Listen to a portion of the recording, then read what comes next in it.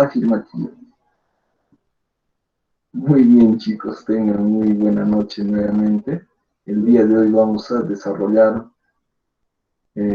todo lo concerniente al TUPA, ¿no?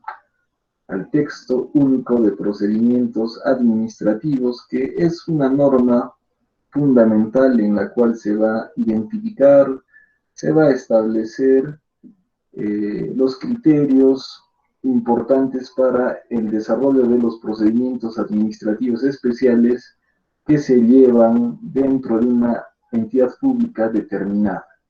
En primer lugar, todas las entidades públicas están obligadas a contar con este texto único de procedimientos administrativos.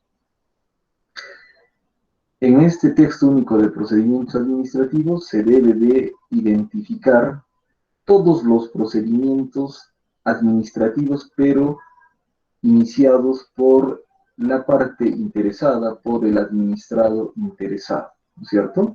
Por ejemplo, podríamos tener el otorgamiento de partida de nacimiento. Entonces, es un procedimiento de iniciativa de parte, por lo tanto, debe estar tipificado, establecido en el TUPA previamente.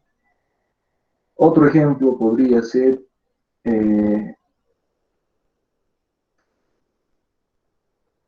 la entrega de copias certificadas de documentos públicos, que también se inicia de parte y también tienen que estar establecidos en el TUPA.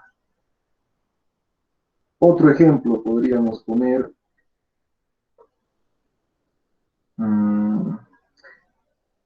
el registro de acta de nacimiento, que también es un proceso iniciado por la parte administrada, de tal manera que deberá estar inserto en el texto único de procedimientos.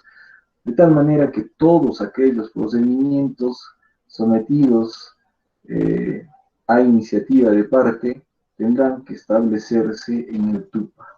A diferencia de otro tipo de procedimientos administrativos que no es necesario que estén en el TUPA. Es más, sería un absurdo de que estén en el TUPA. Por ejemplo, tenemos los procedimientos administrativos sancionadores, los procedimientos administrativos disciplinarios, que tienen otra connotación, que vamos a abordarlos en el momento correspondiente. Pero que quede claro de que todos los procedimientos a iniciativa de parte deben de estar establecidos en el texto único de procedimientos administrativos que toda entidad pública debe de aprobarlo, debe de tenerlo. Muy bien, ¿qué más caracteriza al TUPA? Allí debe de describirse en forma clara, en forma precisa, los requisitos que debe de contener la solicitud que va a materializar justamente la iniciativa de parte del administrado. Allí se debe de establecer en forma clara cuáles son los requisitos, por ejemplo, en caso de el otorgamiento de una copia de la partida de nacimiento, seguramente recibo por el derecho de trámite, una fotocopia legalizada del DNI, documentos básicos que van a cumplir con estos requisitos fundamentales, pero también básicos, ¿no es cierto? En el TUPA también debe de señalarse la calificación del procedimiento como de aprobación automática o evaluación previa. En este mismo TUPA se debe de identificar si el procedimiento se va a acoger a la aprobación automática o si es que este procedimiento va a ser tipificado como un procedimiento de evaluación previa y a su vez también deberá tipificarse en forma clara si éste se sujeta al silencio administrativo negativo o si se sujeta al silencio administrativo positivo.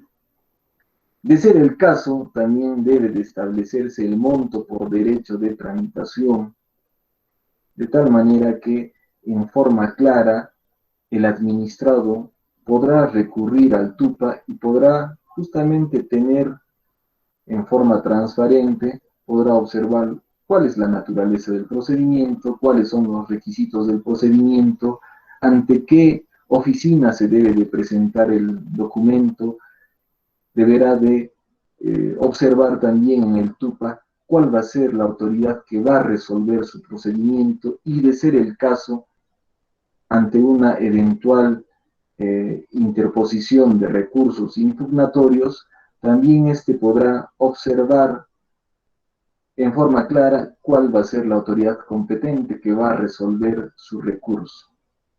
Muy bien, entonces son características importantes que en forma obligatoria tiene que contener el TUPA de toda entidad pública. Sin embargo, les hacía mención de que tenemos una diversidad de instituciones públicas, cada una de ellas con propósitos diversos, con propósitos distintos, porque entiendan ustedes de que no puede haber superposición de funciones, ¿no es cierto?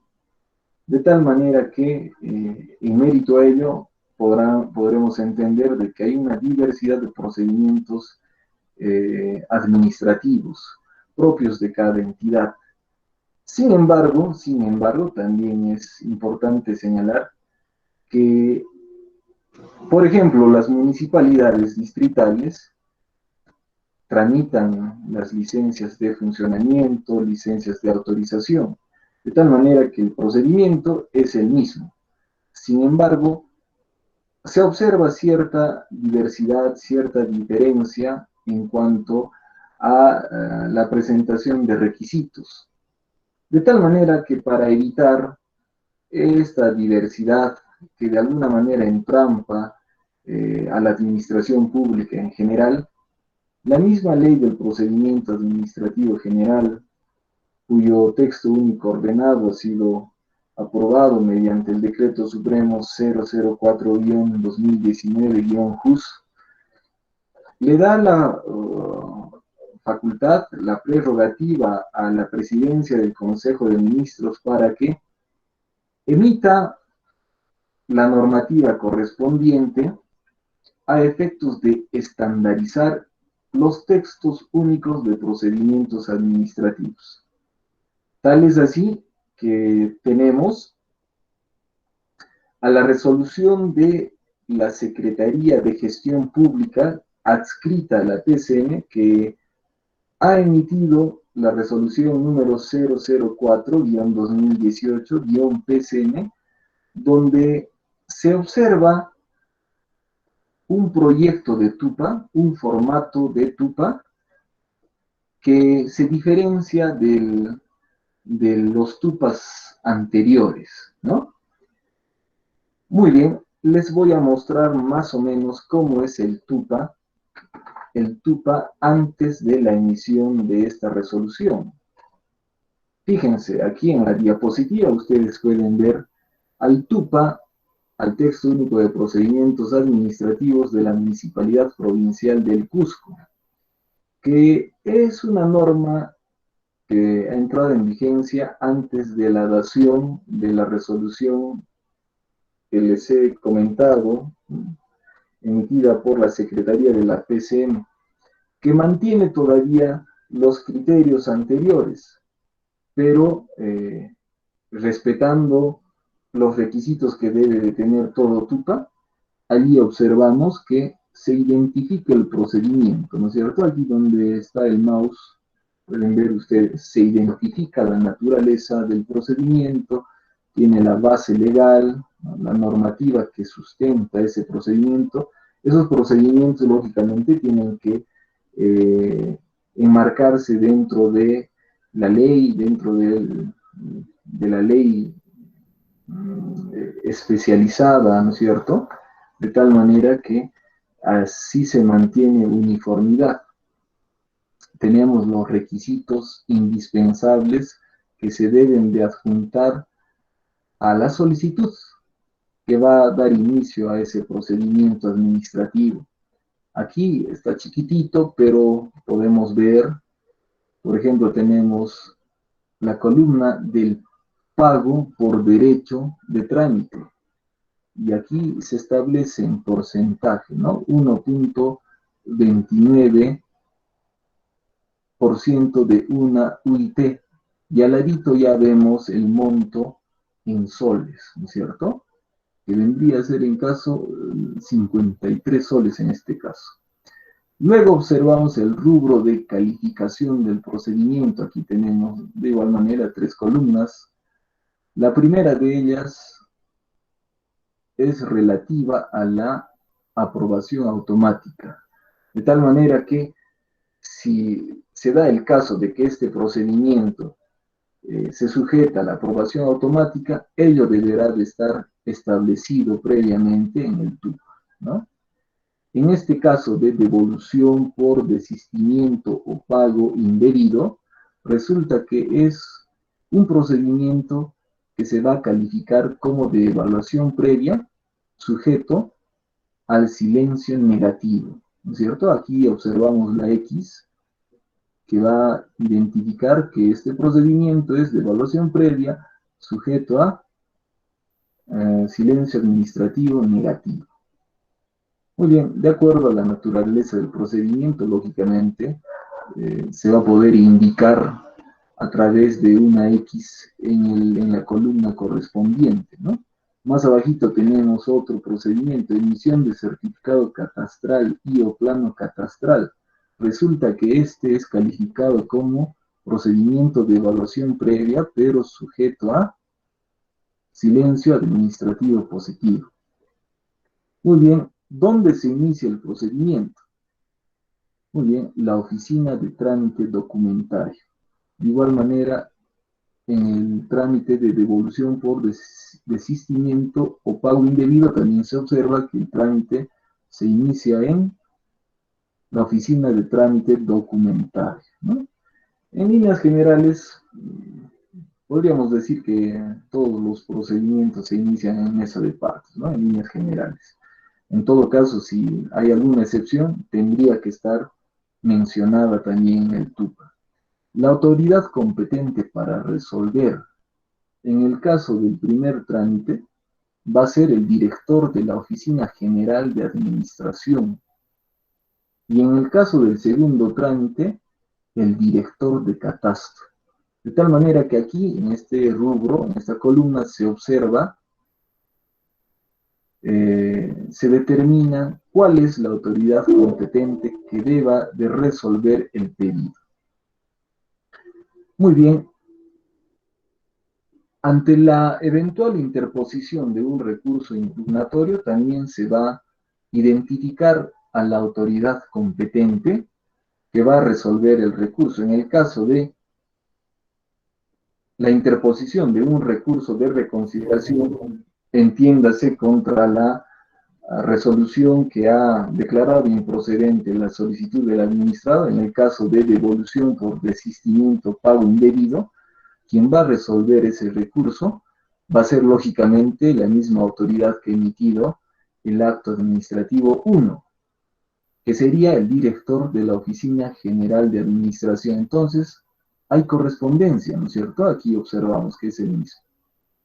Muy bien, sin embargo, ante la eventual declaratoria de improcedencia por parte de la resolución número 2, el administrado tiene la facultad de poder interponer el recurso de apelación y en este caso va a ser resuelto por el gerente municipal. En el caso del trámite 2, observamos que el recurso de reconsideración también es resuelto por la misma autoridad que ha emitido el acto administrativo 1. En caso de la interposición del recurso de apelación, observamos que la autoridad competente para resolver dicho recurso va a ser la gerencia municipal. Muy bien, de tal manera que en este texto único de procedimientos administrativos observamos los mínimos legales que exige la ley del procedimiento administrativo general, ¿no es cierto?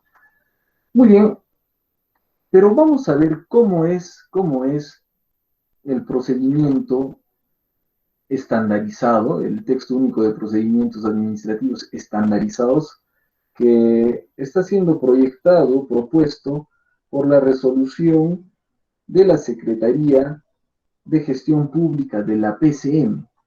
Muy bien, entonces voy a compartirles el link. A ver, ven un minutito. Ajá, aquí está. Aquí está. Ya, pero de todas maneras también lo vamos a visualizar. Así que les voy a compartir la imagen.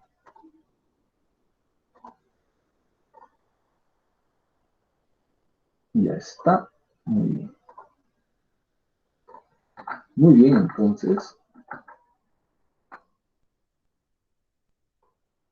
Ustedes pueden observar la resolución de Secretaría de Gestión Pública número 004-2018-PCM-Secretaría de Gestión Pública del 24 de octubre del 2018. En sus considerandos vamos a ubicar los principales. Sostiene lo siguiente, ¿no es cierto?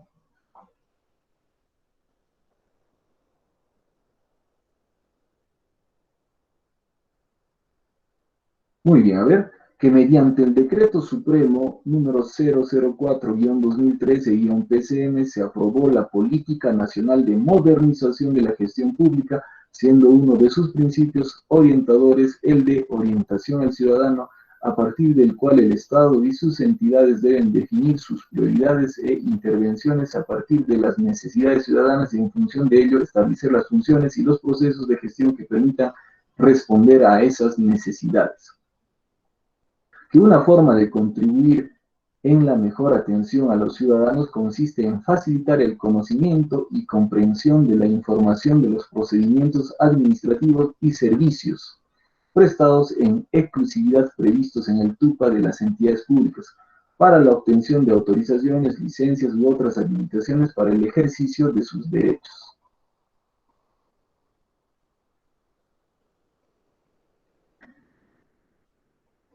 Que al tercer párrafo del inciso 8, numeral 37.1 de la Ley 27.444 de Ley del Procedimiento Administrativo General, modificada por Decreto Legislativo 1452, establece que mediante resolución de la Secretaría de Gestión Pública de la Presidencia del Consejo de Ministros se apruebe el formato del TUPA aplicable para las entidades previstas en los numerales 1 al 7 del artículo 1 del título preliminar de la citada norma, que considerando la competencia de la Secretaría de Gestión Pública como máxima autoridad técnico-normativa del sistema de modernización de la gestión pública y del cumplimiento de las normas de simplificación administrativa, y el mandato conferido en el inciso 8 del numeral 37.1 de la Ley 27.444, se debe aprobar el nuevo formato del TUPA que estandarice la información de los procedimientos administrativos y servicios prestados en exclusividad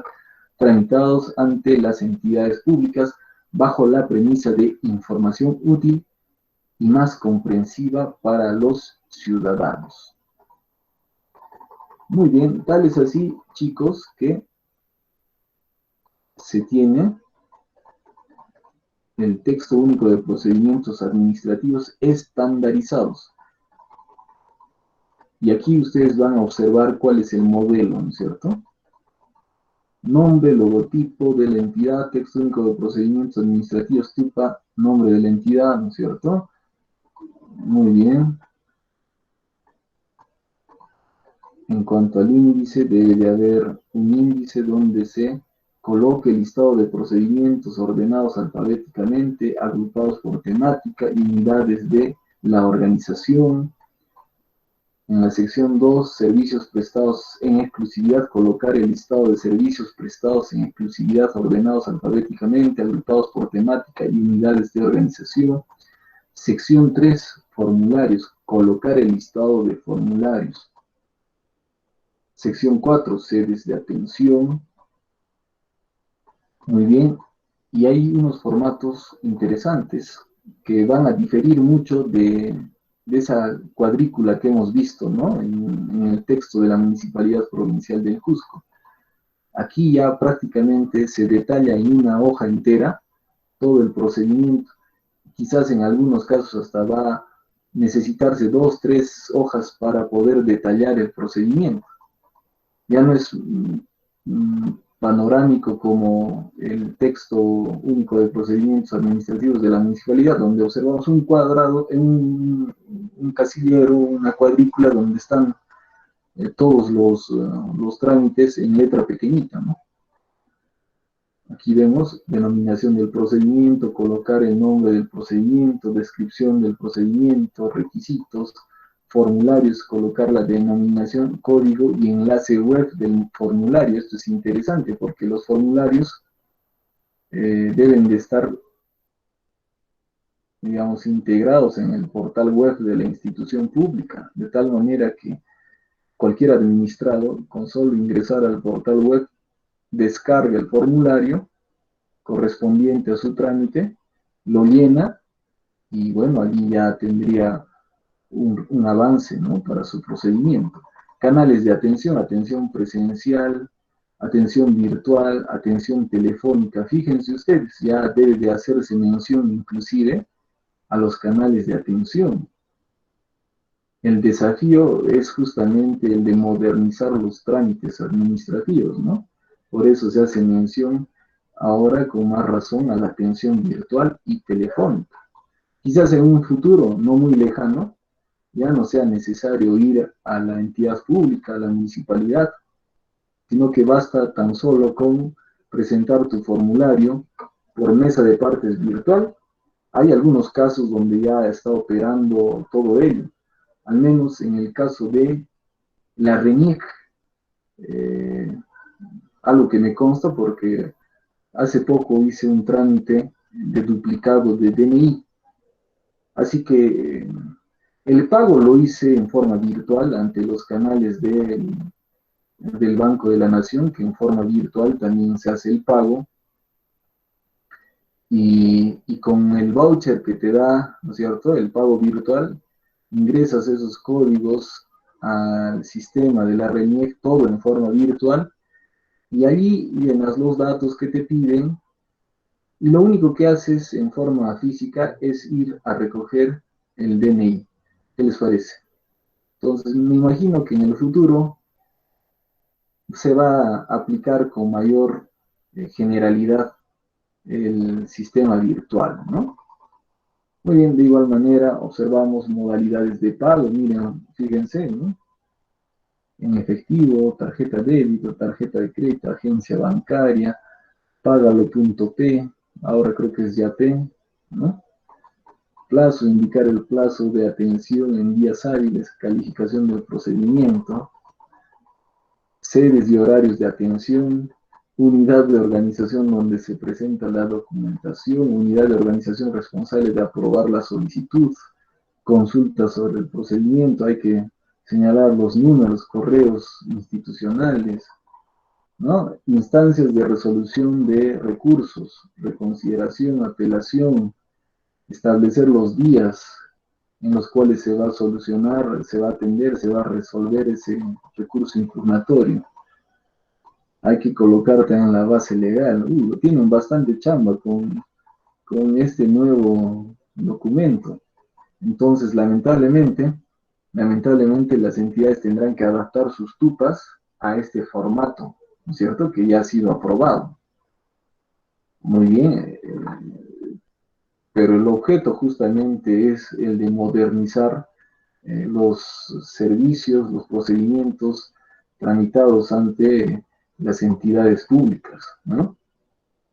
Pero parece que ahí va a haber una masificación de papel, ¿no? El otro creo que era más puntual, ¿no? Porque fíjense ustedes, era una cuadrícula donde están en forma puntual los requisitos, quién es el órgano que va a resolver el recurso, etcétera, etcétera, ¿no? Bueno, finalmente es una normativa que ya ha sido aprobada. Entonces habrá que adaptarse nomás a esos nuevos requerimientos. Muy bien, entonces voy a volverles a proyectar mis diapositivas. A ver, ya. Muy bien. Muy bien. En cuanto a la aprobación y difusión del texto único de procedimientos administrativos, El texto único de procedimientos administrativos se debe de aprobar mediante la norma jerárquicamente superior de la entidad. En el caso de los ministerios, tendría que aprobarse mediante decreto supremo. ¿Mm? En el caso de los gobiernos regionales, a través de ordenanzas regionales. En el caso de municipalidades, a través de ordenanzas municipales. En el caso de los organismos constitucionalmente autónomos, resolución del titular de la entidad o del órgano constitucionalmente autónomo. Una vez que se haya aprobado el TUPA, este tendrá que publicarse en el Diario Oficial El Peruano. A su vez tendrá que publicarse en el portal web del Diario Oficial El Peruano y en el portal web de la entidad pública. Y a su vez también tendrá que publicarse en la plataforma digital única para atención al ciudadano, que es un sistema que todavía falta implementarse, pero que es función de la presidencia del Consejo de Ministros, ¿no es cierto? En todo caso, me imagino que en los próximos meses, en el próximo 2021, ya tengan concretamente este sistema que centralice los tupas de todas las instituciones públicas, ¿no? Para que allí ya no haya pretexto de que no está el TUPA en el portal web de la entidad, que a veces suele pasar, ¿no? No toda la información suelen subir a sus portales web las instituciones públicas, ¿no? Hay algunas que sí lo hacen y en buena hora, pero también hay otros escenarios en donde se observa de que no está el plan de desarrollo concertado, no está el TUPA, no están las resoluciones, seguramente porque todavía estamos en una etapa de modernización, en una etapa de consolidar justamente la utilidad de los recursos tecnológicos, y para ello se requiere lógicamente de personal capacitado que digitalice toda esa información, que no creo que sea fácil tampoco, ¿no? Pero estamos seguros que en el futuro necesariamente tendrá que digitalizarse toda la información. Muy bien, prosigamos con la siguiente diapositiva.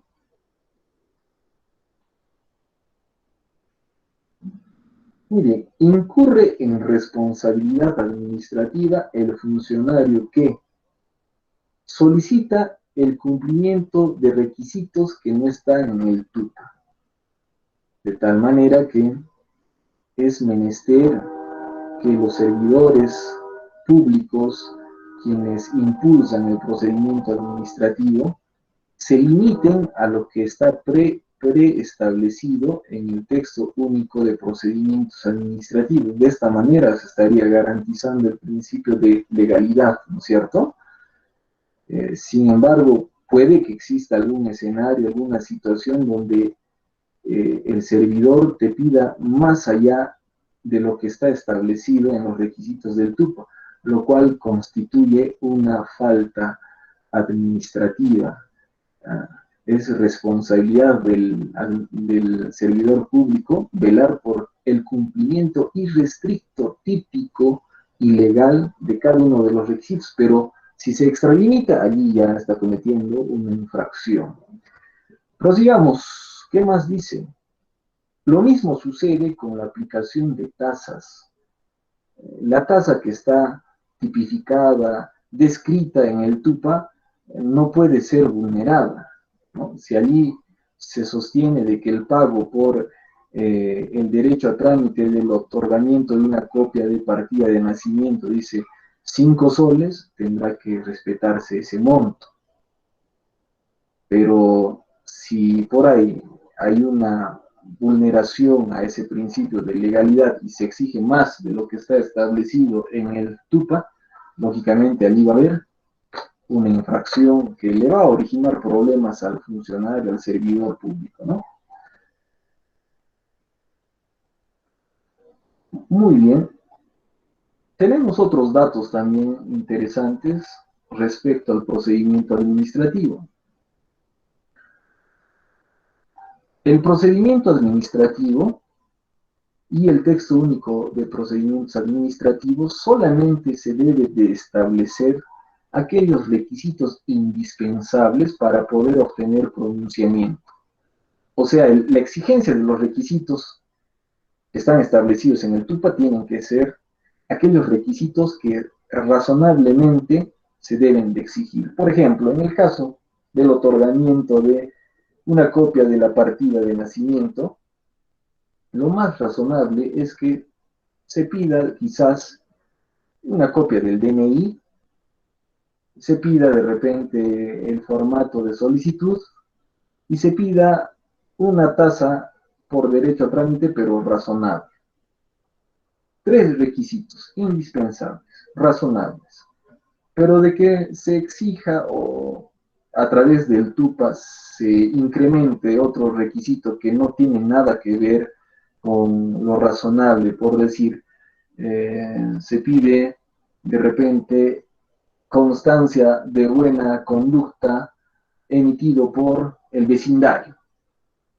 Lógicamente es un requisito absurdo que no tiene nada que ver con el procedimiento de otorgamiento de partida de nacimiento, ¿no es cierto? Por eso debe de mantenerse siempre ese criterio de razonabilidad. Tenemos otro elemento importante: los procedimientos administrativos tienen que construirse sobre un enfoque intercultural. Ello quiere decir que la prestación de los servicios públicos, que el trámite del procedimiento administrativo, deben de adaptarse a la diversidad cultural propia de nuestro país. Inclusive, porque esto implica la interpretación de esta norma, inclusive habría que de repente considerar la presencia de una persona que traduzca quizás el contenido del TUPA y de esa manera en su propio lenguaje se le explique de repente al administrado que quizás no habla el español, ¿no es cierto? De tal manera que debe de prevalecer un enfoque de interculturalidad. ¿Cuál es la documentación que está prohibida de solicitar a los administrados? Aquella documentación propia, aquella documentación que maneja la propia entidad. Por decir, y esto también es una práctica un poco nociva, absurda, porque a veces cuando uno pide el pago de beneficios laborales, increíblemente el señor de mesa de partes te exige que acompañes el certificado de trabajo, que acompañes tus boletas de pago, pero se supone que todo eso lo administra la propia entidad a través de sus oficinas especializadas. En este caso, la Oficina de Recursos Humanos tiene todo el sistema, todo el manejo de su personal, de tal manera que ahí está las boletas, está el certificado laboral, la fecha de ingreso al centro de trabajo, qué derechos no han podido reconocérsele al trabajador, todo está allí centralizado, de tal manera que exigirle de que el trabajador presenta aquello que no le compete, aquello que no lo tiene, lógicamente es un despropósito. Por eso, todo eso está prohibido en el texto único, ¿no? En el trámite de los procedimientos administrativos, la autoridad no puede cuestionar la validez de actos administrativos emitidas por otras entidades públicas. A veces, en los trámites administrativos, por ejemplo, en el trámite de licencia de funcionamiento o autorización para funcionamiento de restaurante, lógicamente se requiere el certificado de defensa civil, que va a ser un certificado emitido por otra entidad pública, ¿no es cierto? Muy bien, ante esa situación, la municipalidad no podría cuestionar la validez de ese certificado de defensa civil que ha sido emitido por otra entidad pública. En todo caso, el cuestionamiento tendría que realizarse por la propia entidad que expide los certificados de defensa civil, ¿no es cierto?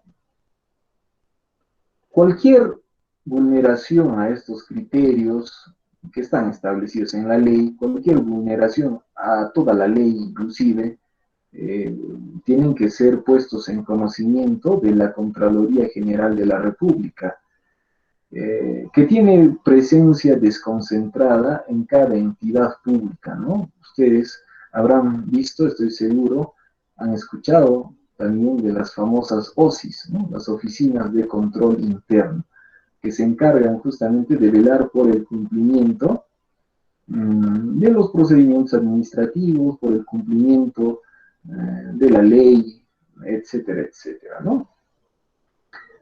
Muy bien. Bueno, son criterios importantes que se deben de mantener, aplicar, conocer a la hora de iniciar un procedimiento administrativo. Muy bien, chicos, en todo caso, allí habríamos terminado, así que voy a detener la grabación